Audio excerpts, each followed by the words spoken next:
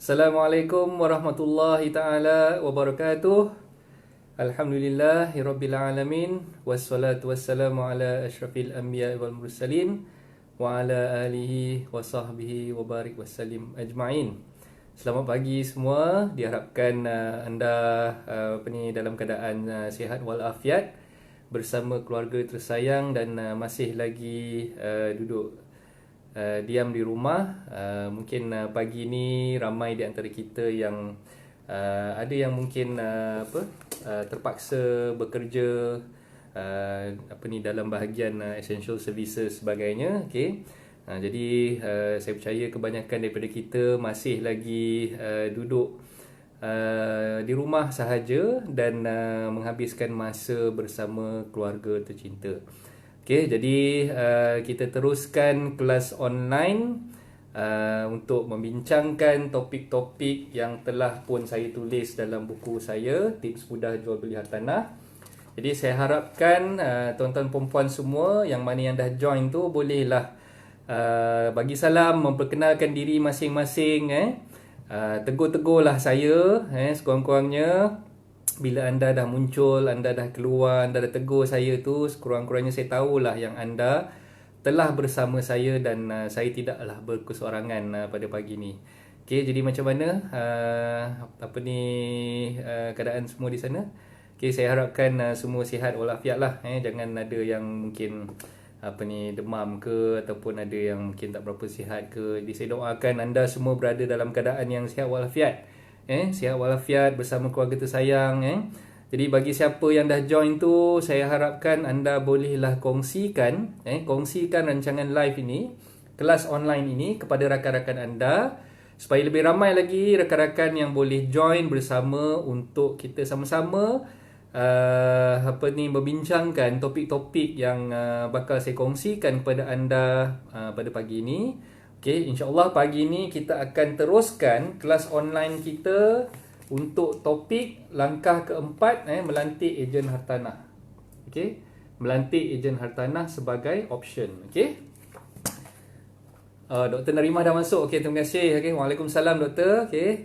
So saya harapkan doktor sihat walafiat lah. Mungkin doktor tengah berada kat rumah, tengah sibuk dengan anak-anak.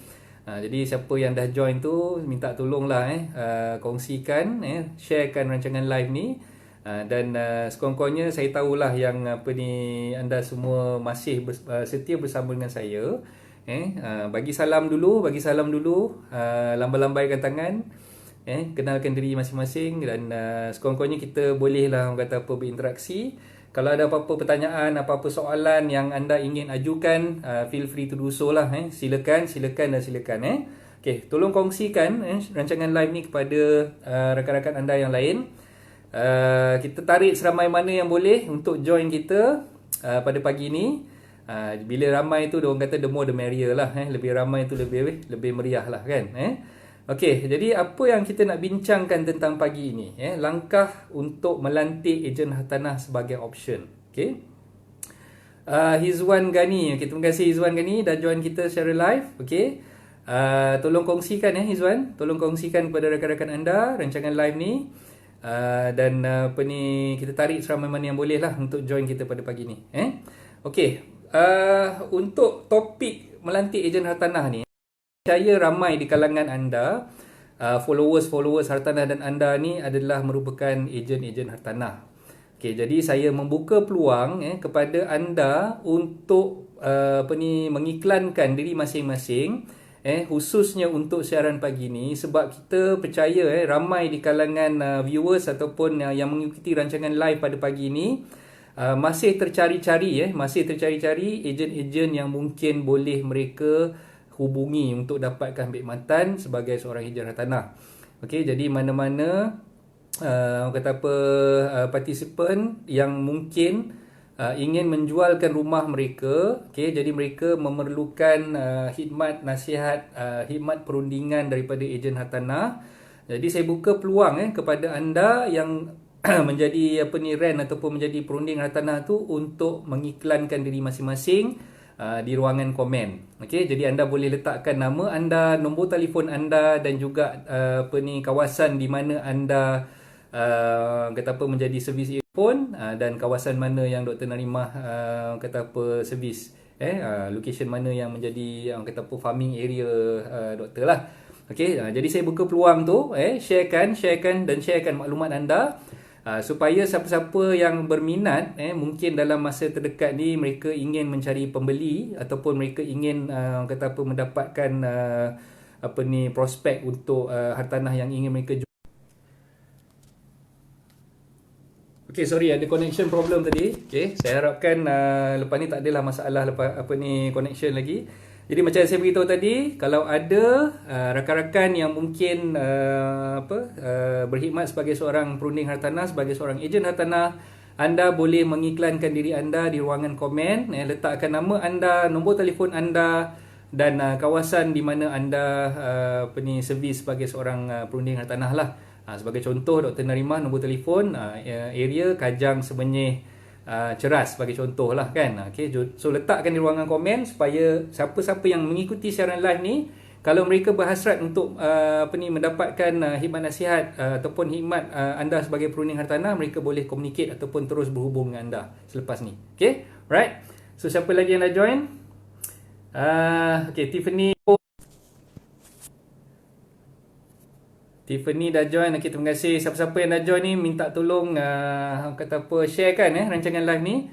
Muhammad Amirul pun dah join. Waalaikumsalam Amirul, terima kasih join. Okay, so sharekan video ni kepada rakan-rakan anda yang lain. Kita tarik seramai mana yang boleh untuk mengikuti kelas online pada pagi ni. Okay, apa Dok Narimah beritahu apa ni? Saya farming Semenyih, Bangi, Kajang yang sampai Seremban. Okay, Dok boleh letakkan nombor telefon Dok letakkan nombor telefon, letakkan nama dan letakkan area masing-masing supaya siapa yang mengikuti siaran live ni, kalau mereka berhasrat untuk mendapatkan khidmat anda sebagai perunding hartanah, mereka boleh berhubung dengan anda secara direct lah. Okey, so kita mulakan kelas online kita pada pagi ni. Okey, bismillahirrahmanirrahim. Okey, untuk anda yang berhasrat nak melantik seorang ejen hartanah, okey, apa nasihat-nasihat yang saya boleh berikan? Kalau kita rujuk kepada buku saya, buku saya ada tulis langkah keempat ni. Okay, langkah keempat melantik ejen hartanah sebagai option. Okey, pertama sekali bila nak lantik ejen hartanah, anda perlu memastikan bahawa ejen hartanah tersebut adalah ejen yang berdaftar dengan Lembaga Penilai Pentaksir Ejen Hartanah dan Pengurus Harta. Okay, ini yang paling penting dan ini yang saya selalu syorkan, saya selalu sarankan dan saya selalu memberi nasihat ni kepada semua. Okay, bila nak lantik ejen hartanah, pastikan ejen-ejen tersebut adalah ejen yang berdaftar dengan Lembaga Penilai Pentaksir Ejen Hartanah dan Pengurus Harta. Kenapa saya tekankan tentang perkara ni? Sebab kita tahu di luar sana tu ada juga ejen-ejen yang tidak berdaftar dan kata apa masih lagi mengamalkan menjalankan perkhidmatan tanpa mendapat lesen ataupun tanpa ada rentek. Jadi kita perlu pastikan ejen yang anda ingin lantik ni mestilah ejen yang berdaftar dan mempunyai rentek masing-masing. Okey. So macam mana nak tahu ejen hartanah ni berdaftar ataupun tidak? Okey. Anda boleh search kalau misal kata anda tanya dengan ejen tu dah keluarkan rentek dia. Okey, melalui rentek yang dah dikeluarkan tu, rentek tu macam tag nama yang ada gambar dia, yang ada nombor rent dia dan ada detail maklumat dia lah kat dalam tu. Okey, anda boleh search di dalam laman web lppeh.gov.my. LPPH ni stands for Lembaga Penilai Pentaksir Ejen Hartanah dan Pengurus Harta, lppeh.gov.my. Okay, anda boleh search dalam tu, boleh type, anda masukkan nombor rentek ejen tersebut di dalam ruangan search for member. Di situ anda boleh letakkan nombor rentek dia dan anda boleh klik search di situ. Dan kalau ejen tu masih lagi statusnya berdaftar dengan lembaga, maka maklumat dia akan keluar di dalam carian tersebut lah. Okay, itu salah satu cara macam mana anda boleh kenal pasti sama ada ejen yang anda ingin lantik tersebut adalah ejen yang berdaftar ataupun tidak. Okay, itu cara yang pertama. Okay, yang kedua caranya adalah dekat bahagian rentek tu juga ada yang kita panggilkan sebagai barcode. Jadi barcode tu anda boleh scan. Anda boleh scan barcode tersebut dan anda boleh kenal pasti sama ada ejen tersebut adalah ejen yang berdaftar ataupun tidak melalui barcode scanning tadi. Okey, jadi bila anda dah kenal pasti bahawa ejen tersebut adalah ejen yang berdaftar, makanya anda bolehlah melantik individu itu sebagai ejen hartanah yang boleh membantu anda untuk menguruskan penjualan hartanah anda. Okey, ada juga yang tanya dengan saya, okey, kalau kita nak jual rumah, perlu ke kita lantik ejen ataupun wajib ke kita melantik ejen? Okey, jadi jawapan kepada soalan itu adalah sebenarnya lantikan ejen hartanah ni adalah sebagai satu option, satu pilihan. Yang mana anda boleh bertindak menjual sendiri rumah anda tadi tu. Anda bolehlah mengiklankan sendiri, anda bolehlah mencari buyer sendiri tanpa perlu melantik mana-mana ejen hartanah. Okey, so maknanya pelantikan ejen hartanah ni bukannya satu perkara yang diwajibkan. Cuma bila anda ingin mengiklankan sendiri ataupun mencari buyer sendiri untuk rumah yang anda ingin jualkan, ada kebarangkalian yang mana anda sukar untuk mendapatkan bakal pembeli yang berminat. Okey, jadi untuk melantik ejen ni tujuan dia adalah untuk memudahkan urusan anda mendapatkan pembeli-pembeli yang berminat. Okey, sebagai contoh, katalah sekarang ni 2 hari lepas ataupun semalam pun saya ada terangkan juga, okey, membolehkan anda mengiklankan hartanah yang anda ingin jualkan dan mencari buyer tu dengan lebih mudah. Sebab tugas seorang ejen hartanah ni bukan sahaja untuk mengiklankan hartanah anda tadi. Kebanyakan ejen hartanah yang efisien, mereka sebenarnya dah ada senarai bakal-bakal pembeli di kawasan tertentu. Macam yang saya sebutkan awal tadi, ada location yang dikategorikan sebagai farming area. So bila ada farming area dia, jadi ejen ni biasanya dia dah simpan database bakal-bakal pembeli yang berminat untuk membeli hartanah di kawasan farming area yang dia cover tu. Sebagai contoh macam Dr. Narimah beritahu ni, saya farming Semenyih, Kajang, Bangi sampai Seremban. Jadi macam Dr. Narimah ni saya percaya beliau telah pun mempunyai database bakal-bakal pembeli yang sedang aktif mencari rumah untuk dibeli di kawasan farming area dia lah. Jadi untuk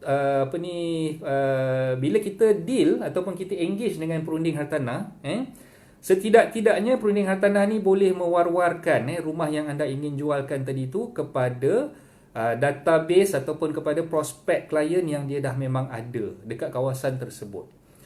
Itu bagusnya lah. Itu salah satu cara ataupun salah satu mekanisme macam mana kita boleh mempercepatkan urusan untuk mendapatkan prospek buyer bagi hartanah yang ingin kita jualkan. Okey.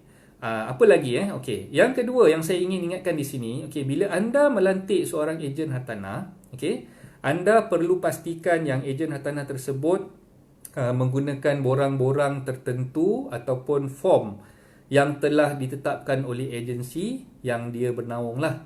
Okey, sebagai contoh, okey, macam Narimah, saya tahulah dia dengan IWP Okey, maknanya dengan agensi tersebut, okey, ada borang yang dah ditetapkan, borang perlantikan ejen yang dah ditetapkan.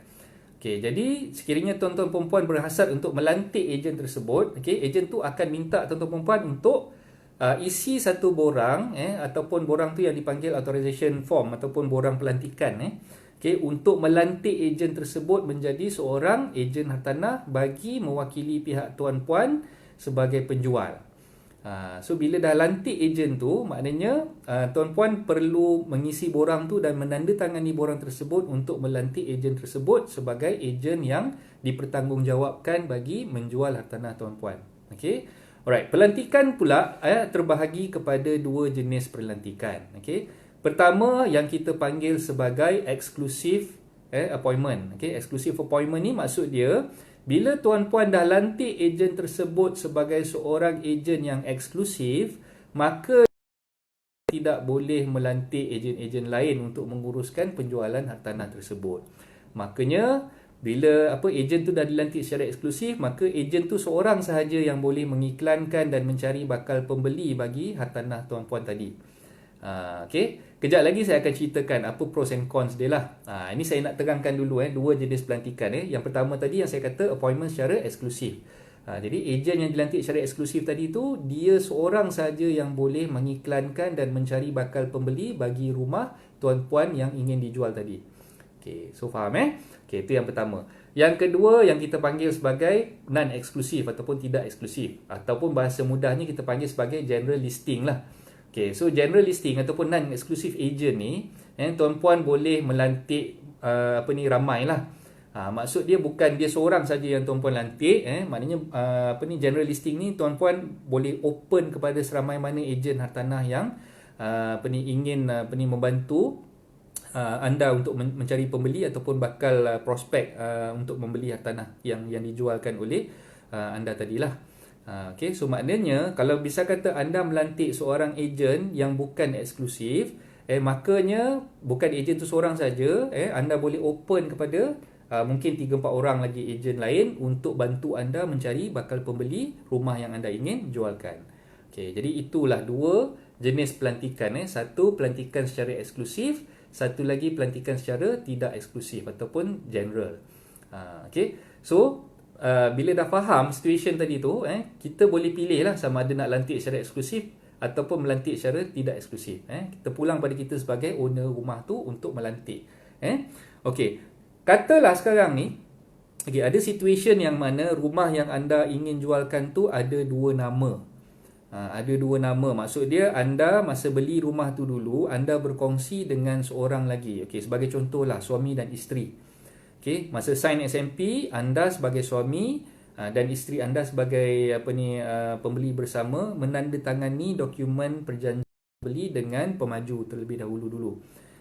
Okay, jadi kalau misal kata kita buat urusan untuk melantik ejen hartanah, untuk melantik sama ada secara eksklusif ataupun tidak eksklusif, sebenarnya kita boleh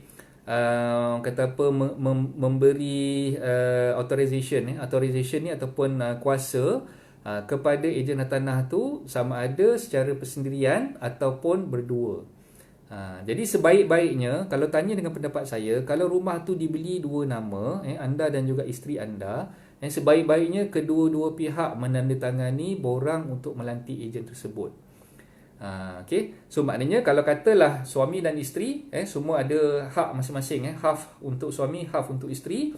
Jadi isteri dan juga suami ni perlu menandatangani borang untuk melantik ejen secara eksklusif ataupun tidak eksklusif kat situ.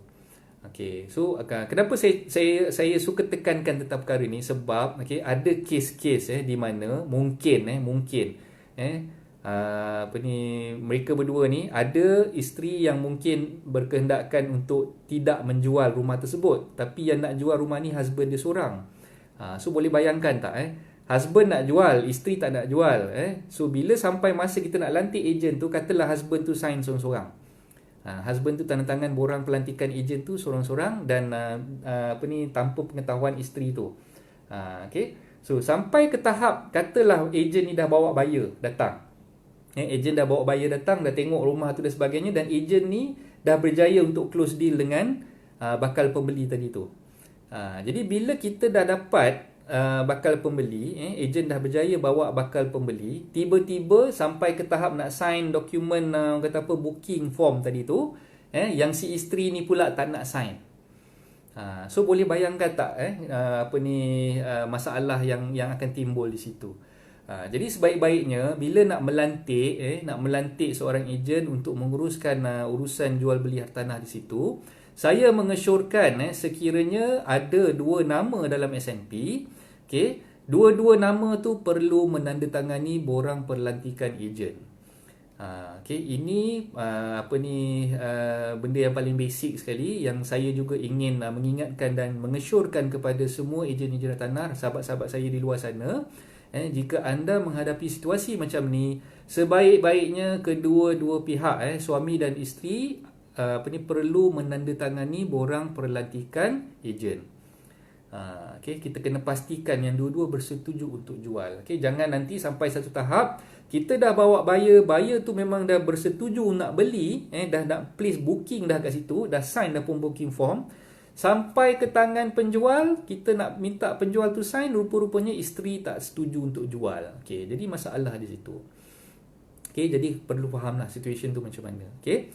Dan kalau katalah berlaku kes-kes di mana penjual tersebut bermasalah. Okey, masalah macam mana Okey, masalah kat sini yang saya maksudkan tu, kalau katalah sekiranya kita tak tahu yang sebenarnya dua-dua suami isteri ni dalam proses untuk bercerai. Dalam proses untuk berpisah.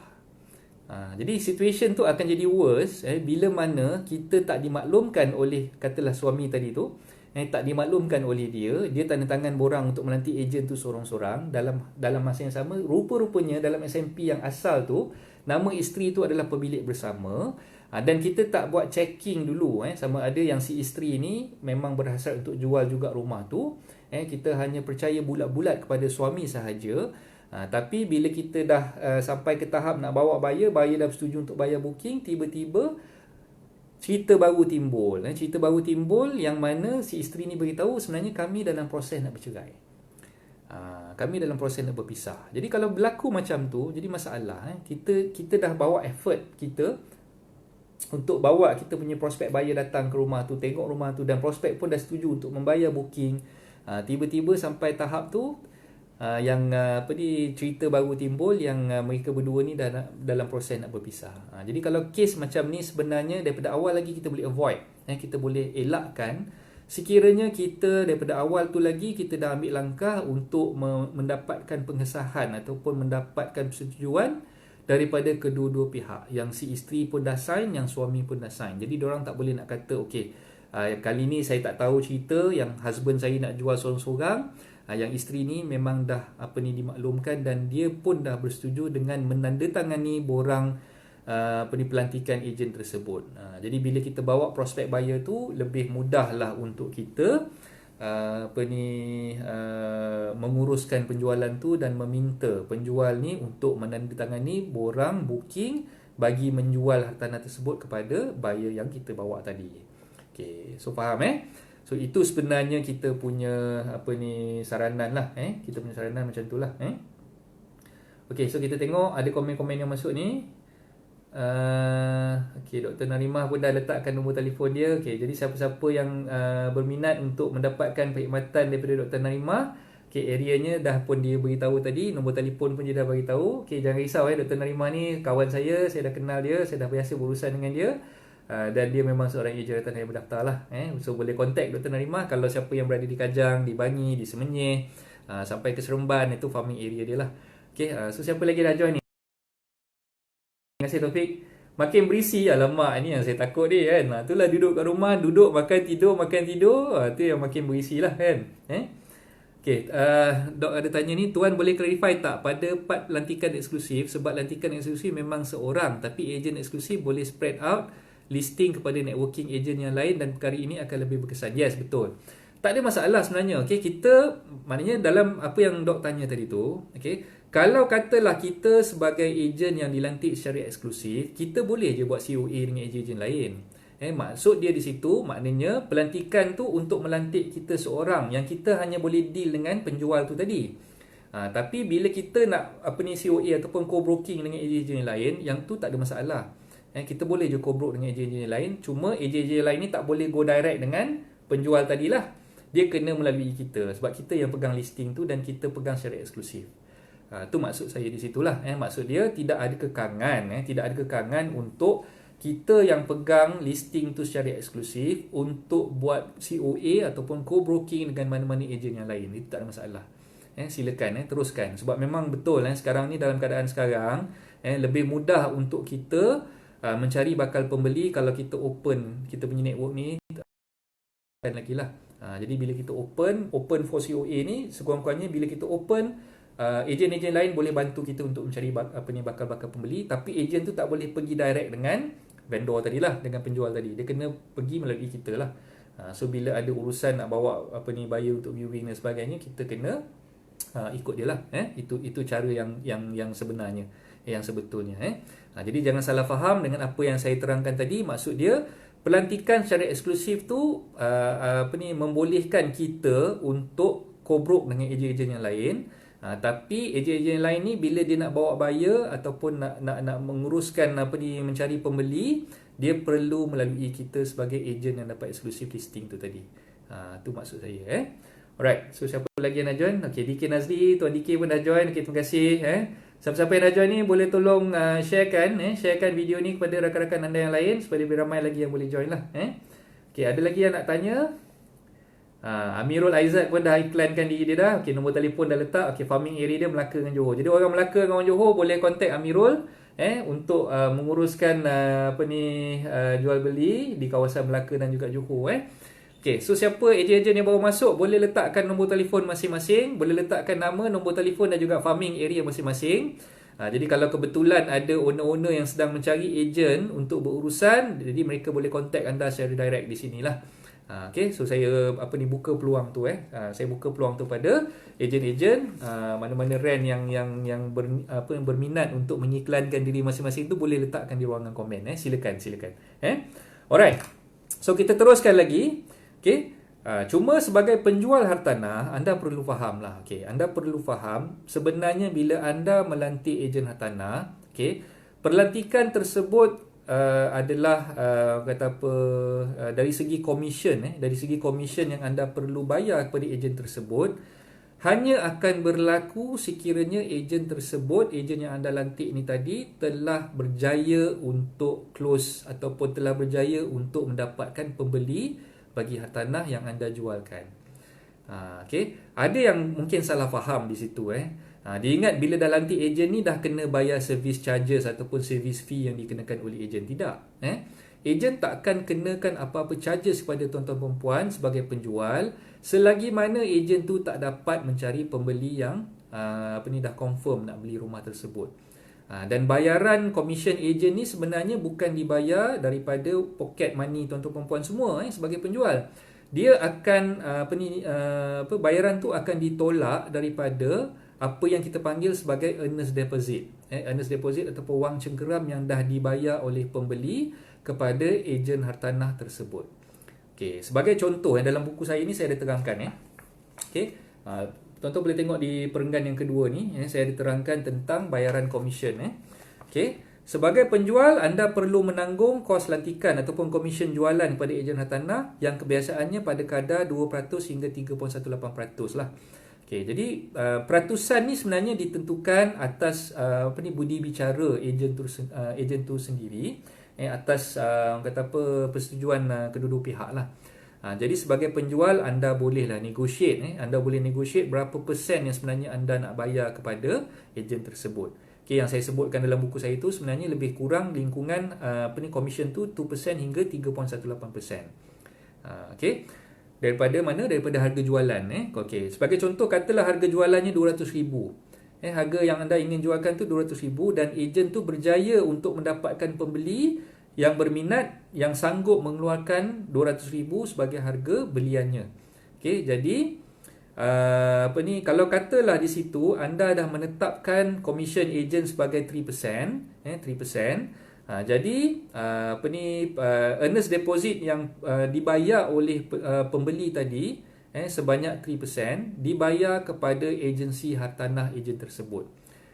Okey, so maknanya kan mula-mula masa kita dapat dari buyer, kita bawa buyer tu pergi tengok rumah tu dan buyer tu bersetuju untuk bayar booking ataupun yang kita panggil earnest deposit tadi.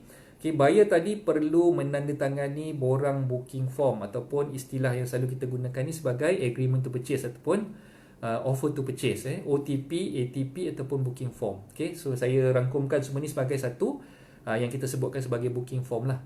Okay, jadi bila pembeli dah bersetuju untuk booking, dia dah sign booking form tadi. Bila dah sign booking form, dia perlu bayar earnest deposit kepada ejen hartanah tersebut atas nama agensi hartanah dia. Bukan booking tu dibayar atas nama persendirian, tapi atas nama agensi hartanah. Okay, sebagai contoh macam Dr. Narimah tadi, okay, katalah dia dengan IWP, jadi bayaran deposit tu perlu dibayar atas nama IWP lah. Itu sebagai contoh. Jadi perlu diingatkan di sini, bakal-bakal pembeli jangan sekali-kali buat payment atas nama individu ejen hartanah tersebut. Ingat walaupun ejen tu ejen berdaftar sekalipun, ejen yang anda dah check dengan LPPH, dengan lembaga yang dia memang ejen yang berdaftar, tapi undang-undang mensyaratkan bahawa pembayaran deposit tu perlu dibayar kepada agensi hartanah dia, bukan atas nama sebagai individu. So tu kena jelas kat situ. Jadi maknanya earnest deposit yang dah dibayar 3% tadi, ataupun dalam kes yang 200,000 harganya, 3% tu bersamaan dengan 6,000. Jadi 6,000 duit earnest deposit ataupun booking tadi tu dibayar kepada agensi hartanah dia.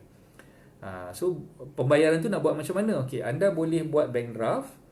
Anda boleh buat bank draft, anda boleh buat cek peribadi ataupun cek syarikat, tak ada masalah. Anda juga boleh buat online transfer ataupun memberi kita buat secara online lah. Pastikan semua dokumen-dokumen yang anda gunakan, sama ada anda buat online transfer, anda mesti dapatkan receipt. Dapatkan receipt daripada ejen tersebut. Anda buka cek pun anda perlu mendapatkan receipt daripada ejen tersebut. Anda buat bank draft pun anda perlu dapatkan receipt. Saya sarankan di sini, kalau anda buat pakai cek ataupun pakai bank draft, pastikan yang anda photo state. Photo state cek dan bank draft tersebut, dan minta ejen tu ataupun agensi dia chop sebagai tanda penerimaan dan keluarkan receipt official, receipt rasmi daripada agensi, untuk mengesahkan yang duit tu dah diterima dan dah dibayar kepada dia. So kalau misal kata kita buat pakai cek persendirian, contohlah cek persendirian tu atas nama ABC Sdn Bhd sebagai agensi dia punya nama kan. Dekat dalam receipt tu biasanya ada tertera receipt ni hanya sah setelah cek tu dah berjaya ditunaikan. Tu biasalah. Kadang-kadang kita risau juga bila sebagai ejen ni bakal pembeli tu keluarkan cek pakai individual punya account, dia buat current account sendiri, dia buka cek sendiri. Kita risau dalam tu tak ada duit. Tapi jangan risau sebenarnya, walaupun kita dah chop acknowledge kat situ, receipt yang kita keluarkan tu biasanya kita akan nyatakan dalam receipt tu cek hanya pembayaran hanya diakui sah selepas cek tu boleh ditunaikan. Kalau dalam receipt tu tak ditulis ataupun dalam photo state copy cek tu tidak ditulis, anda sebagai ejen boleh tulis pakai pen. Pembayaran ni hanya diakui terima setelah cek tu berjaya ditunaikan. Itu penting supaya kita tidak kita tak nak ada timbul apa-apa perbalahan. Yang mungkin orang tu kata, bakal pembeli tu kata, saya dah bayar. Saya dah bayar, awak pun dah acknowledge dah receipt dekat cek ni kan. So kat situ kalau misal kata anda dah cakap anda dah minitkan di situ, anda dah catatkan di situ, pembayaran ni hanya sah selepas cek tu boleh ditunaikan. Itu lebih baik dan lebih lebih menjamin lah untuk anda punya supaya tidak ada timbul apa-apa perbalahan ataupun apa-apa masalah di kemudian hari nanti. Amirul ada tanya apa soalan ni. Kita tengok minta sedikit nasihat untuk rakan-rakan ejen baru tentang isu broker. Kasihan mereka apabila salah jalan. Tentang broker ni kejap lagi Amirul, saya akan sentuh sikit tentang broker ni. Tak apa, untuk sementara ni saya habiskan dulu penerangan yang saya cuba nak sampaikan berkenaan dengan bayaran deposit tadi tu. Jadi bila anda dah menerima sebagai ejen, anda dah menerima earnest deposit daripada bakal pembeli tadi. Apa yang anda perlu lakukan adalah yang pertama, anda perlu mendapatkan tanda tangan. Tanda tangan daripada penjual. Kalau misal kata penjual tu ada dua orang, dua-dua penjual tu sebaik-baiknya kena tanda tangan akuan bahawa mereka bersetuju untuk menjual rumah tersebut mengikut harga yang dah ditawarkan oleh pembeli tadi. Kan saya dah terangkan tadi kan awal tadi, kalau katalah bila anda selidik tengok rumah tu sebenarnya dalam SMP tu ada dua nama husband and wife. Jadi saranan saya sebaik-baiknya kedua-dua pihak, husband dan juga wife tadi, perlu menandatangani borang ATP sebagai persetujuan untuk menjual. Kalau boleh dapatkan tanda tangan mereka berdua supaya kita tidak kita tak nak ada timbul apa-apa isu di belakang hari nanti sekiranya salah seorang daripada penjual tu tidak mahu menandatangani perjanjian jual beli untuk menjual rumah tersebut nanti. So sebaik-baiknya dua-dua kena tanda tangan lah. Dok ada tanya apa ni Dok? Adakah ATP boleh dikira sebagai receipt? ATP tu sebenarnya kalau tanya saya adalah ATP.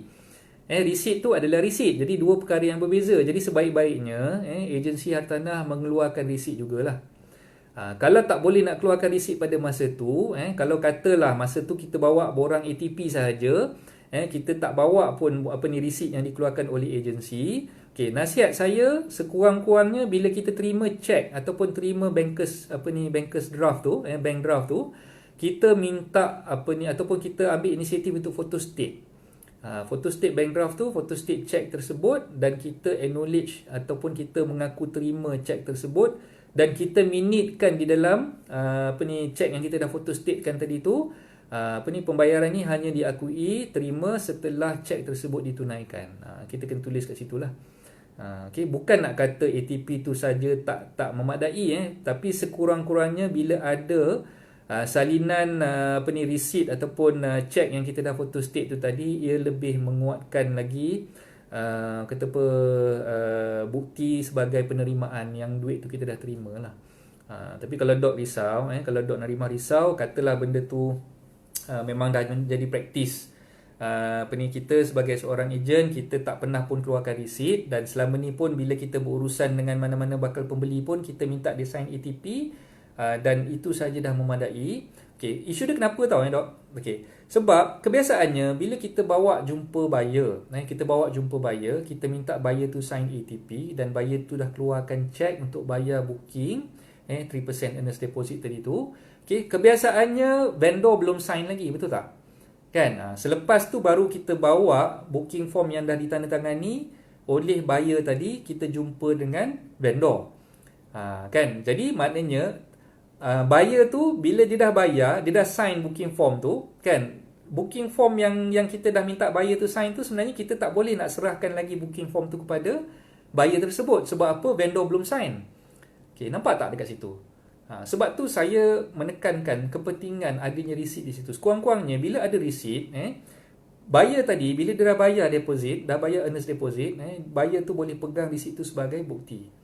Sebab kadang-kadang setengah ejen ni, okey, na'uzubillah minta jauh lah, Katalah kita jumpa buyer dan vendor ni di masa yang berasingan.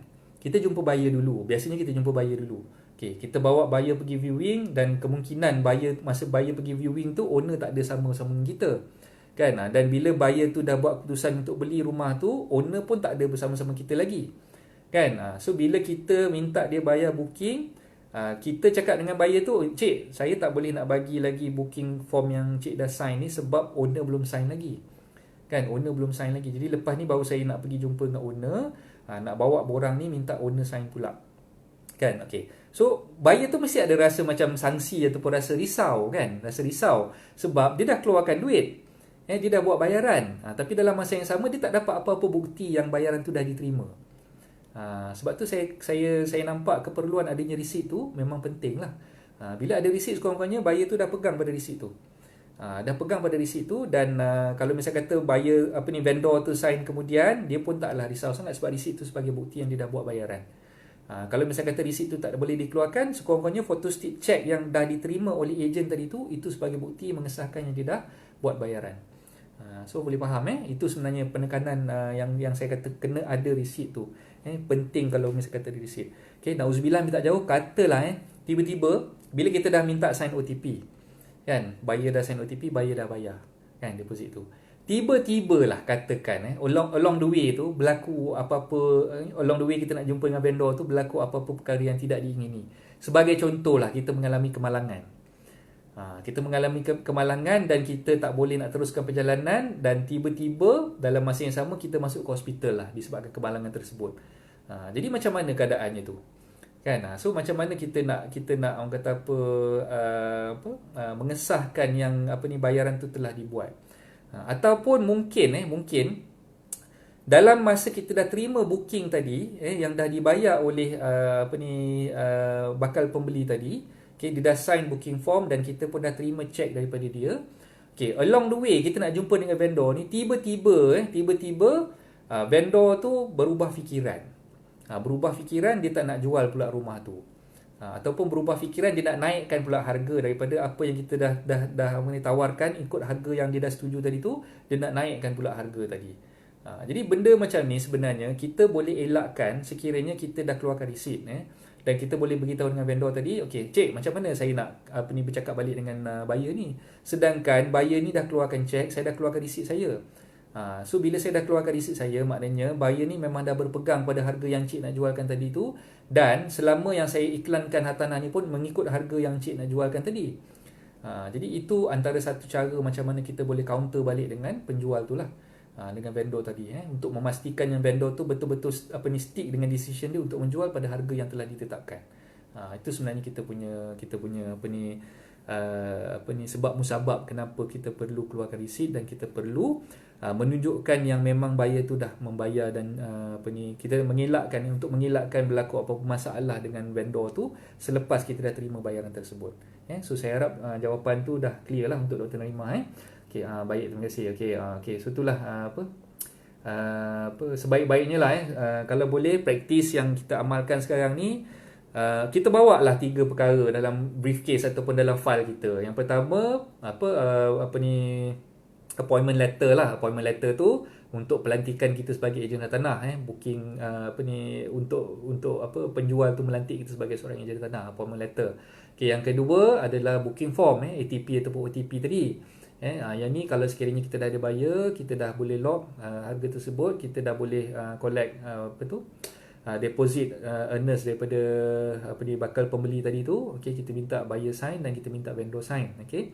Yang ketiga, kita sediakanlah bersama receipt book. Receipt book ni kalau misalnya kata buyer tu dah buat bayaran, jadi kita bolehlah keluarkan receipt daripada bayaran yang dah dibuat tadi tu sebagai bukti yang kita dah terima bayaran daripada bakal pembeli tadi.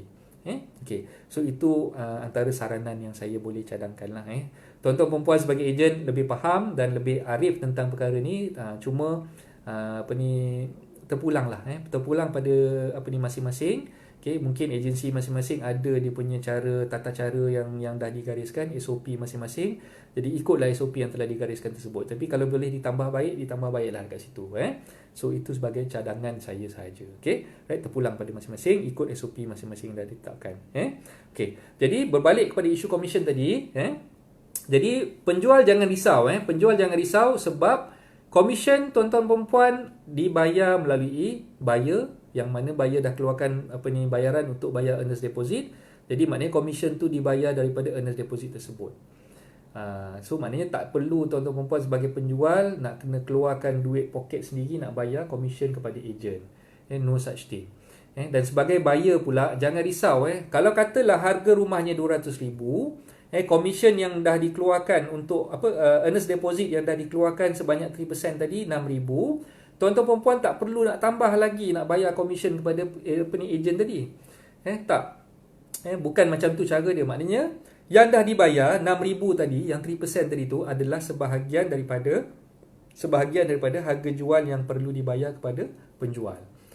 So maknanya kalau tuan-tuan puan-puan dah bayar 6,000, ada baki lagi 194,000 untuk mencukupkan harga jualnya sebanyak 200,000. Bukannya on top of 6,000 yang dah dibayar sebagai earnest deposit tu, tuan-tuan perempuan perlu tambah lagi 3% untuk cover agensi punya commission. Tidak, bukan macam tu. Jadi perlu faham. So sebab tu yang daripada awal tadi saya dah beritahu, yang menanggung commission untuk ejen hartanah ni bukannya pembeli, tapi sebenarnya adalah penjual. Yang penjual pula tak perlu risau, sebab penjual tak perlu nak keluarkan pocket money sendiri untuk bayar komisen kepada ejen hartanah, sebab ejen hartanah akan ambil komisen tu daripada earnest deposit yang dah dibayar oleh pembeli.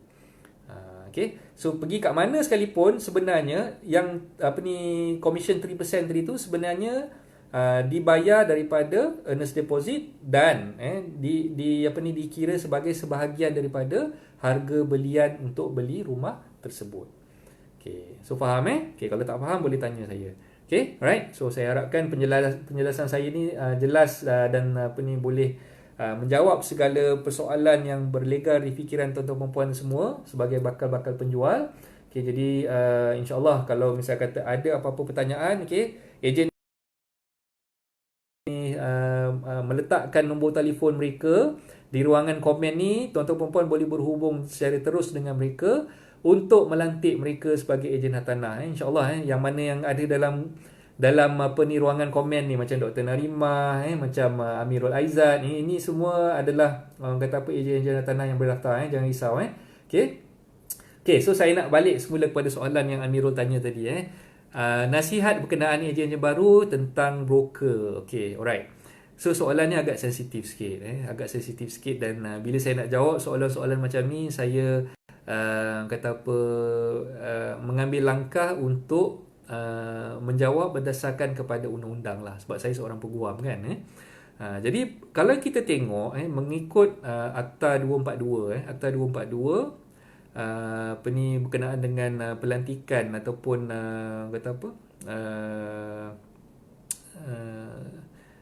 bila seseorang tu ingin menjualkan hartanah dia, dia boleh menjualnya sendiri. Maknanya sebagai penjual, kita boleh iklankan sendiri, kita boleh jualkan sendiri hartanah tersebut. Itu tak ada masalah. Tapi kalau misal kata kita sebagai pihak ketiga, pihak ketiga ni maksud dia orang lain lah, bukan owner rumah tersebut. Kita ni sebagai orang yang ketiga, kita bukan owner rumah tersebut. Dan dalam masa yang sama, bila kita bantu owner rumah tersebut, kita tolong dia untuk jual rumah tersebut dengan harapan ataupun dengan balasan, ada komisen yang dibayar kepada kita. Nampak tak kat situ? Kalau kita jualkan rumah owner tersebut tanpa apa-apa balasan ataupun tanpa menerima apa-apa komisen, yang tu tidak ada masalah. Itu boleh. Tapi ada ke orang-orang yang nak jadi ejen, orang-orang yang nak tolong jualkan rumah owner, dalam masa yang sama dia nak buat kerja tu percuma? Saya rasa tak ada. Kan? Kebanyakannya adalah semua orang bersetuju untuk menjadi ejen ataupun nak membantu owner tadi tu menjual, dengan balasan owner tu kena bagi komisen kepada dia. Betul tak? Jadi mengikut Akta 242 memang dah jelas di situ, sekiranya kita membantu penjual untuk menjualkan hartanah milik penjual tadi tu, dalam masa yang sama kita menerima apa-apa komisen, apa-apa bayaran ni dalam apa segala bentuk sekalipun lah, sama ada dalam bentuk wang ataupun bentuk barangan, semua tu dikirakan sebagai bayaran, balasan. Sebagai balasan daripada owner kepada ejen. Okay? So bila kita menjual dan kita menerima komisen ataupun balasan daripada hasil penjualan tadi tu, itu sebenarnya memerlukan kelulusan daripada lembaga penilai pentaksir ejen hartanah dan pengurus harta ataupun daripada board sendiri. So secara tak langsung, bila tuan-tuan perempuan ingin menjadi seorang broker ataupun menjadi seorang ejen hartanah yang tidak berdaftar dengan lembaga penilaian pentaksir dan ejen hartanah, dengan board, itu sebenarnya adalah satu kesalahan di bawah akta. Sebab apa? Bila tuan-tuan perempuan mengiklankan, bila tuan-tuan perempuan menjual hartanah tersebut, dalam masa yang sama tuan-tuan perempuan inginkan something, menginginkan mendapat komisen daripada penjualan tersebut, secara tak langsung, tuan-tuan perempuan adalah tertakluk di bawah garis panduan Akta 242 tadi. So maksud dia, sebaik-baiknya sebagai seorang ejen hartanah, bila kita nak mengiklankan suatu hartanah, ingin menjualkan hartanah milik orang lain, dan mendapat balasan sebagai komisen daripada penjualan rumah tersebut, tidak kita perlulah berdaftar dengan lembaga. So sebab itulah keperluan untuk menjadi seorang perunding hartanah yang berdaftar ni memang jelas dimasukkan di dalam Akta 242 tersebut. So kalau kita nak cerita panjang tentang benda ni, mungkin kita perlu kupas dalam satu topik lain lah. Cuma apa yang untuk menjawab soalan Amirul tadi tu, nasihat saya kepada rakan-rakan ejen-ejen hartanah yang mungkin belum lagi mendaftarkan diri masing-masing, sebaik-baiknya daftarlah diri. Pastikan yang anda memiliki rentek, pastikan yang anda berdaftar dengan lembaga sebelum anda meneruskan niat untuk menjadi seorang ejen hartanah ataupun perunding hartanah lah. So kalau kita masih lagi berdegil, so kemungkinan dalam keadaan sekarang ni sebenarnya banyak langkah-langkah kawalan yang telah dibuat oleh lembaga untuk memastikan bahawa kebanyakan ejen hartanah di luar sana ni patuh dengan arahan untuk menjadi perunding hartanah ataupun ejen hartanah yang berdaftar. Jadi jangan sampai anda semua get caught lah, ditangkap kerana menjalankan amalan sebagai seorang ejen hartanah tanpa lesen. Jadi benda tu adalah satu kesalahan di bawah Akta 242 dan anda boleh dikenakan. Kalau sabit kesalahan boleh didenda. Dendanya pun bukan sikit-sikit, 300,000 ataupun boleh dipenjarakan. Jadi itu saranan saya lah. Kalau boleh, pastikan diri anda semua adalah ejen hartanah yang berdaftar. Dan bila anda belum mendaftarkan diri anda, pastikan yang anda carilah mana-mana agensi yang dah berdaftar dengan APPH untuk anda join agensi tersebut. Nak jadi ejen ni bukan susah. Nak jadi seorang perunding hartanah ni bukannya susah. Perunding hartanah, anda kena bezakan ejen hartanah, satu definition yang berbeza dengan perunding hartanah. Perunding hartanah kita panggil dia sebagai REN. Ejen hartanah ni kita panggil dia sebagai REA. Jadi ejen hartanah ni nak menjadi seorang ejen hartanah, anda perlu layak di segi akademik dan adalah dia punya what we call step yang perlu anda ambil. Itu untuk menjadi seorang REA. Tapi untuk menjadi seorang REN, Real Estate Negotiator ataupun perunding hartanah, anda tak perlu ada apa-apa kualifikasi tertentu.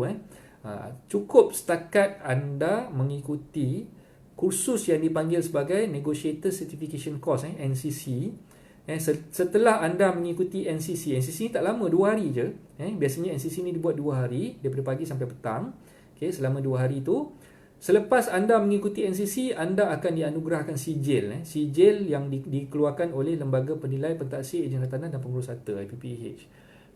So dengan sijil yang dah dikeluarkan ni, anda boleh mencari mana-mana agensi hartanah untuk anda mendaftarkan diri anda sebagai seorang ejen hartanah lah. Untuk mendaftarkan diri anda sebagai seorang perunding hartanah. Seorang REA ataupun seorang ejen hartanah, dia boleh rekrut mendapatkan 50 orang REN di bawah nama dia. So maknanya seorang REA dia boleh rekrut sampai 50 orang REN. Jadi mana-mana agensi hartanah yang berdaftar dengan IPPH tu anda boleh join. Selagi mana kuota 50 orang tadi tu masih lagi terbuka, anda boleh join dia. Dan anda boleh menjalankan urusan perunding hartanah ni secara legal lah. Itu lebih baik dan lebih selamat. Sama juga macam kita bawa kereta. Anda mungkin tahu bawa kereta, anda mungkin boleh drive, tapi dalam masa yang sama, bila anda drive tak ada lesen, anda jumpa polis, polis tahan anda. Polis minta anda tunjukkan lesen, anda tak ada lesen. Jadi apa yang polis akan buat? Polis akan tahan anda dan akan saman anda, betul tak? Sama juga dalam kes macam ni. Jika bukan tak boleh, anda boleh je jual kan, anda boleh iklankan, anda boleh je cari buyer dan sebagainya. Tapi dalam masa yang sama, bila anda buat kerja sebagai seorang broker tanpa lesen, broker hartanah tanpa lesen, bila katalah sampai satu tahap, mungkin 2-3 kali deal anda ni berjaya kan, tapi sampai satu tahap anda kena tahan dengan mana-mana ni lah, dengan polis ke pihak berkuasa mana-mana, dengan lembaga dan sebagainya. Dan pada masa tu kebetulan anda bila kena get caught tu tidak ada rentek. Jadi pihak berkuasa boleh mengenakan tindakan, dan jika sabit kesalahan, hukumannya memang sangat-sangat berat lah. Jadi kita elakkan daripada berlaku macam tu. Untuk mengelakkan perkara tersebut, jadilah seorang perunding hartanah yang berdaftar.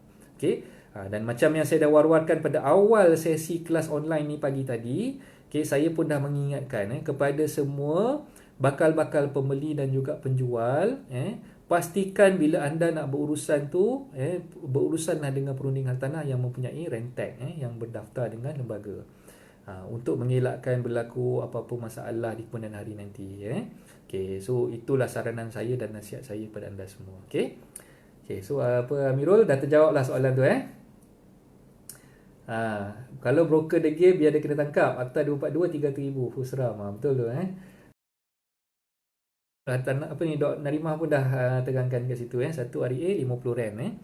Jadi saya percaya ramai rakan-rakan saya, prinsipal-prinsipal agensi yang masih lagi sedang mencari, membuka peluang kepada anda semua untuk menjadi seorang perunding hartanah yang berdaftar. Banyak agensi yang saya tahu, prinsipal masing-masing ni semua sedang giat merekrut ejen-ejen perunding-perunding hartanah di bawah agensi mereka. Jadi jangan gunakan alasan tak ada agensi yang nak ambil anda, sebab benda tu memang tak logik, dan sekarang ni memang kalau kita kira lah, agensi hartanah yang ada kat Malaysia ni beribu-ribu agensi hartanah yang ada, beribu-ribu REA yang ada. Dan mungkin rent ni pun saya rasa dalam keadaan sekarang ni pun rent dah ada dalam dekat 40,000 lebih rent yang ada dekat Malaysia ni. Jadi adakah peluang tu masih terbuka? Yes, masih terbuka lagi. Kalau kita kira secara dasarnya lah, katalah rakyat Malaysia sekarang ni ada lebih kurang berapa 30 juta kan. So 30 juta kita ambil kira, katalah ada 5 juta je yang nak jual rumah. 5 juta je yang nak jual rumah. Kan, daripada 5 juta yang nak jual rumah ni, kalau katalah sekarang ni rent ada 40,000 orang, masih lagi tak cukup untuk servis diorang. Kan, masih lagi tak cukup untuk servis 5 juta ni angka ni saya main plug from the sky je lah. Saya tak adalah orang kata buat research dan sebagainya kan. Tapi kita fikir secara logik lah. Itu yang berdaftar dengan lembaga ada lebih kurang 40,000 orang. Yang tak berdaftar ni tak tahulah berapa ribu orang lagi kan. Sebab memang tak ada statistik ataupun tak ada kajian yang dibuat lagi. Tapi saya percaya yang tak berdaftar ni sebenarnya lebih ramai berbanding yang berdaftar. Jadi kalau kita boleh educate, kita boleh sampaikan maklumat ni kepada masyarakat umum. Bila anda ingin berurusan, perlu berurusan dengan ejen hartanah yang berdaftar, yang mempunyai rentek, yang memang orang kata menjalankan urus niaga secara sah. Kebarangkalian untuk masyarakat di luar sana berurusan dengan broker-broker haram ni amat tipis lah. Sebab kita dah keep on educating them. Kita selalu memaklumkan kepada diorang, beritahu dengan diorang. Jadi bagi anda yang ada Facebook account, yang mungkin ada personal page, yang mungkin ada fan page, saya syorkan anda keluarkanlah artikel-artikel, hebahkanlah kepada masyarakat di luar sana, especially kepada rakan-rakan Facebook anda tu, untuk bagi mereka faham, educate diorang. Educate diorang. Kalau boleh buatlah live macam mana yang saya buat ni. So ambil phone, bukan susah pun nak buat live ni. Ambil phone, type je perkara yang anda nak sampaikan tadi tu, dan anda tekanlah button live di situ. Nanti akan keluarlah muka anda dalam skrin ni. Macam yang saya buat sekarang ni. Buatlah hebahan secara umum kepada masyarakat di luar sana supaya lebih ramai masyarakat yang terbuka mata, lebih ramai lagi masyarakat di luar sana yang faham kepentingan untuk berurusan dengan seorang ejen hartanah yang berdaftar. Jadi saya rasa itu sahaja perkongsian saya untuk pagi ini. Saya ucapkan ribuan terima kasih kepada anda yang setia bersama-sama dengan saya daripada pukul 10 pagi tadi sehinggalah sekarang. Dan insya-Allah esok kita akan ke udara secara live sekali lagi untuk membincangkan tentang topik yang seterusnya, iaitu fahami tugas-tugas ejen hartanah ataupun rent dalam urusan jual beli hartanah. So esok insya-Allah kita akan kupas topik ini. Dan sebelum saya mengakhiri kita punya siaran live kelas online pada pagi ini. So kalau ada apa-apa soalan boleh buka ni. Saya buka untuk pertanyaan kepada anda semua. Especially kepada mereka yang mungkin baru join rancangan live bersama saya, yang mungkin belum kenal lagi siapa saya, yang mungkin belum tahu lagi siapa sebenarnya hartanah anda ni. Di kesempatan ni saya inginlah mengambil peluang untuk menerangkanlah hartanah anda ni sebenarnya apa. Hartanah anda adalah satu portal yang merangkumi 3 aspek. Pertama, kita ada Facebook page. Yang kedua, kita ada YouTube punya channel. Dan yang ketiga, kita ada Instagram. Selain itu, kita ada juga kita punya website. Kita punya website hartanahanda.com. So kami terpanggil untuk mewujudkan hartanah anda ni untuk menyebarkan maklumat, menyebarkan informasi, menyebarkan ilmu, berkongsi ilmu kepada tuan-tuan dan puan semua berkenaan dengan undang-undang hartanah. Profession saya, nama saya Aizat Ismail. Profession saya adalah seorang peguam. Fokus saya adalah dalam bidang hartanah. So maknanya firma guaman saya ni memang menghususkan dalam menyediakan dokumentasi perjanjian jual beli, perjanjian pinjaman, Dan apa-apa urusan apa-apa transaksi yang melibatkan hartanah lah, perjanjian sewaan dan macam-macam lagi lah. Jadi tanggungjawab saya sebagai seorang peguam adalah menyampaikan maklumat, menyampaikan ilmu berkenaan dengan undang-undang hartanah ni, dan saya berasa terpanggil untuk menyediakan platform hartanah dan anda ni untuk menyampaikan ilmu tu kepada masyarakat umum. Jadi hartanah dan anda ni dah diwujudkan sejak bulan Februari tahun lepas. Sudah lebih kurang setahun dah. Kami menjalankan sebaran berkongsi ilmu melalui online macam sekarang ni. Okey. Dan kami juga ada menyediakan seminar-seminar, kursus-kursus khusus untuk perunding-perunding hartanah. Khusus untuk perunding-perunding hartanah, dan juga kursus-kursus bagi masyarakat umum. Jadi seminar yang kami anjurkan ni lebih kepada pendedahan tentang undang-undang hartanah. Jadi bila time COVID-19 ni kita tak boleh nak ke udara, ataupun kita tak boleh nak organisekan kursus di khalayak ramai kan. Jadi untuk mengisi masa lapang selama 14 hari perintah kawalan pergerakan ni, jadi saya terpanggil untuk menganjurkan kelas online, secara online bersama tuan-tuan perempuan semua di dalam page Facebook hartanah dan anda ni. Dan kalau siapa-siapa yang terlepas perkongsian saya selama 4 hari sebelum ni, tuan-tuan perempuan bolehlah mengikuti perkongsian saya tersebut di dalam Facebook page hartanah dan anda. Boleh scroll kat bawah-bawah tu, ada yang saya dah sharekan, perkongsian live ni di dalam Facebook page hartanah dan anda, dan juga di dalam YouTube channel hartanah dan anda. So semua keyword dia hartanah dan anda, hartanah dan anda dalam satu perkataan. So boleh search kat situ. Dan kalau siapa-siapa yang nak tengok, website kami hartanahdananda.com. So insyaAllah dalam masa terdekat ni kita boleh berinteraksi. Siapa-siapa yang nak berhubung dengan saya, nak WhatsApp saya secara direct, boleh WhatsApp, ambil nombor telefon saya 012 655 0685, 012 655 0685. InsyaAllah saya akan cuba menjawab segala pertanyaan tuan-tuan perempuan semua. Dan saya kalau ada masa tu nanti saya akan balas setiap WhatsApp yang masuk, setiap pertanyaan yang masuk. Nak call saya pun boleh. InsyaAllah kalau saya free saya boleh jawab, tak ada masalah.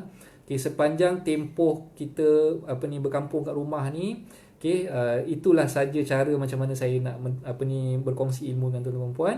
Saya buat siaran live ni, saya buat kelas online. Dan dalam masa yang sama, kalau tuan-tuan perempuan nak ber-WhatsApp, nak berkomunikasi dengan saya melalui telefon pun silakan, tak ada masalah. Cuma tak boleh nak berjumpa berdepan aja. Okey, itu saja perkongsian saya untuk pagi ni. Amirul ada tanya apa ni?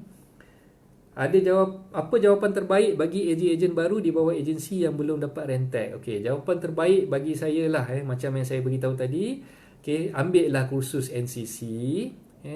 Attend lah kursus NCC. NCC ni banyak PHAM ada buat, Persatuan Perunding Hartanah Muslim ada buat, MIA ada buat, Good Institute ada buat, macam-macam. Cuma sekarang ni dalam tempoh PKP ni mungkin tak ada lah. Lepas habis PKP nanti, kalau misalnya kata PKP tak disambung nanti, boleh je check dalam website PHAM, dalam website MIA. Dan kami di hartanah dan anda pun kami telah menganjurkan kursus NCC ni sebelum ni. Cuma kami anjurkan NCC ni bersama dengan MIPFM lah, anjuran bersama dengan MIPFM. Jadi untuk akan datang ni, kalau ada permintaan daripada bakal-bakal perunding hartanah yang ingin kami anjurkan sekali lagi NCC tersebut, insya-Allah kami akan anjurkan. Dan kami target mungkin dalam bulan Julai nantilah. Dalam bulan Julai. So ni pun dah dekat nak bulan puasa. Bulan puasa memang kita akan stop, kita akan berehat. Kita akan anjurkan apa-apa kursus seminar, kecuali untuk seminar online macam ni insya-Allah kita akan teruskan. Dan selepas itu kita dah start raya pula. Jadi bulan 7 lah mungkin kita akan buat lagi sekali NCC tu, kalau ada permintaan. Jadi jawapan kepada Amirul punya pertanyaan tadi tu, jawapan terbaik je bagi saya, jadilah seorang perunding hartanah yang berdaftar. Daftarkanlah diri anda bersama dengan lembaga, supaya anda boleh berurus niaga dengan hati yang tenang, tanpa rasa gusar, tanpa rasa risau, tanpa rasa takut-takut. Itu lebih baik dan itu lebih lebih berhikmah lah orang kata. Okey, jadi bila kita nak bawa kereta, tak ada lesen, kena tahan dengan polis, kita takut. Samalah juga bila kita menjadi seorang ejen tanah ni, bila kita menjalankan urus niaga menjadi ejen tanah tanpa lesen, kita pun risau dan kita takut. Jadi bila kita takut tu, mungkin kita nak expose diri kita ke apa ke, kita tak begitu, orang kata apa, tak begitu yakin lah. Jadi bila kita dalam keadaan yang takut tu, nak dapatkan bisnes, nak dapatkan deal pun agak sukar kan. Jadi sebaik-baiknya jadilah seorang perunding tanah yang berdaftar. Nak attend NCC pun tak mahal, bayarannya 600 sahaja. Dan dengan bayaran 600 ni, anda dah boleh dapatkan sijil melalui NCC course tersebut. Dan dengan sijil yang anda dapat melalui kursus NCC itu, anda dah boleh daftarkan diri anda menjadi seorang perunding hartanah dengan mana-mana agensi yang berdaftar dengan lembaga. Okey, itulah saranan saya. Okey, so saya harap saya dah jawab soalan Amirul tadi. Dan insyaAllah kita jumpa lagi esok. Esok kita akan teruskan kelas, okey, dengan topik fahami tugas-tugas ejen hartanah dalam urusan jual beli. Okey, so insyaAllah esok kita akan kupas berkenaan dengan topik tersebut. Banyak lagi sebenarnya perkara-perkara yang kita boleh belajar daripada buku e-book saya. Siapa yang belum download e-book tu, bolehlah download e-book tersebut. Saya dah pinkan posting saya dalam page hartanah dan anda, dalam Facebook hartanah dan anda. Anda boleh tengok kat mana anda boleh download e-book tersebut. Okey, itu saja untuk saya pagi ni. InsyaAllah kita akan jumpa lagi di lain masa. Terima kasih kepada anda yang mengikuti siaran live daripada pagi dari pukul 10 sampai ke sekarang. Okey, dan insyaAllah kita akan teruskan lagi kelas online ni di hari-hari yang mendatang, insyaAllah. Okey, Assalamualaikum, bye-bye.